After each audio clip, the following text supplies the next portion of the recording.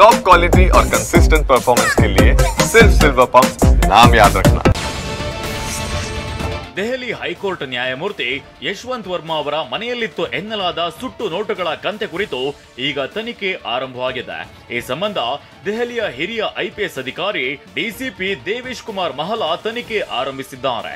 ಈ ಸಂಬಂಧ ಈಗ ನ್ಯಾಯಮೂರ್ತಿಯ ನಿವಾಸಕ್ಕೆ ತೆರಳಿ ಪರಿಶೀಲನೆ ಮತ್ತು ವಿಚಾರಣೆ ನಡೆಸಿದ್ದಾರೆ.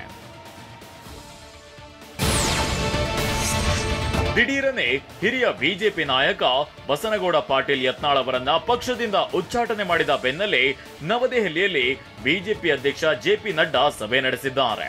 ಈ ಸಭೆಯಲ್ಲಿ ಬಿಜೆಪಿಯ ಹಿರಿಯ ಪ್ರಧಾನ ಕಾರ್ಯದರ್ಶಿಗಳು ಸೇರಿದಂತೆ ಇತರ ಪ್ರಮುಖ ನಾಯಕರು ಪಾಲ್ಗೊಂಡಿದ್ರು. ಈ ಸಭೆಯಲ್ಲಿ ಪಕ್ಷದ ಇತ್ತೀಚಿನ ಬೆಳವಣಿಗೆಗಳ ಕುರಿತು ಚರ್ಚೆ ನಡೆಸಲಾಯಿತು ಎನ್ನಲಾಗಿದೆ.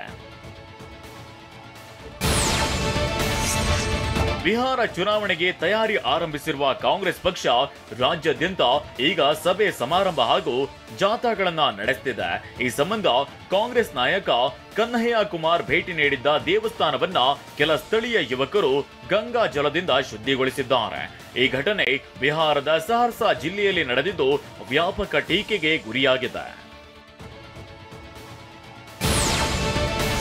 ವಿಪಕ್ಷಗಳ ನಾಯಕರ ಮನೆ ಮೇಲೆ ಆಡಳಿತಾರೂಢ ಬಿಜೆಪಿ ಸಿಬಿಐ ಮತ್ತು ಇಡಿಗಳನ್ನ ಬಿಟ್ಟು ದಾಳಿ ಮಾಡಿಸಿ ವಿಪಕ್ಷಗಳನ್ನ ಹಣಿಯುತ್ತಿದೆ ಎಂಬ ಆರೋಪ ಜೋರಾಗಿದೆ.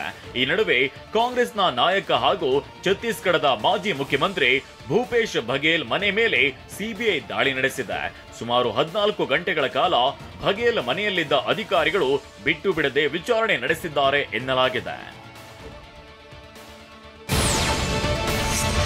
ಕೇರಳದ ಹಿರಿಯ ಐಎಎಸ್ ಅಧಿಕಾರಿ ಹಾಗೂ ಕೇರಳದ ಮುಖ್ಯ ಕಾರ್ಯದರ್ಶಿ ಶಾರದಾ ಮುರಳೀಧರನ್ ತಮ್ಮನ್ನ ಕಪ್ಪು ಬಣ್ಣದವಳು ಅಂತ ಜಾಲತಾಣದಲ್ಲಿ ಟ್ರೋಲ್ ಮಾಡಿದವರ ಚಳಿ ಬಿಡಿಸಿದ್ದಾರೆ. ಹೌದು, ನನ್ನ ಮೈಬಣ್ಣ ಕಪ್ಪು, ಆದ್ರೇನೀಗ ಕಪ್ಪು ಬಣ್ಣವೇನು ಕೇಡು ಮಾಡುತ್ತಾ?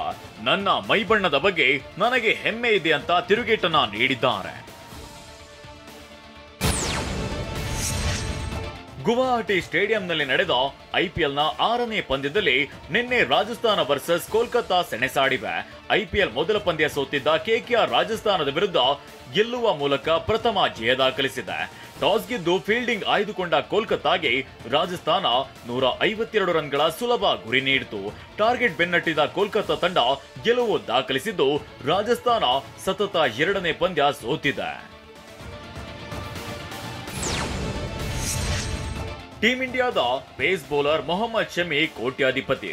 ಆದ್ರೆ ಶಮಿ ಸಹೋದರಿ ಮತ್ತು ಆಕೆಯ ಪತಿ ಸರ್ಕಾರದ ನರೇಗಾ ಯೋಜನೆಯಡಿ ತಮ್ಮ ಹೆಸರನ್ನ ನೋಂದಾಯಿಸಿಕೊಂಡಿದ್ದಾರೆ.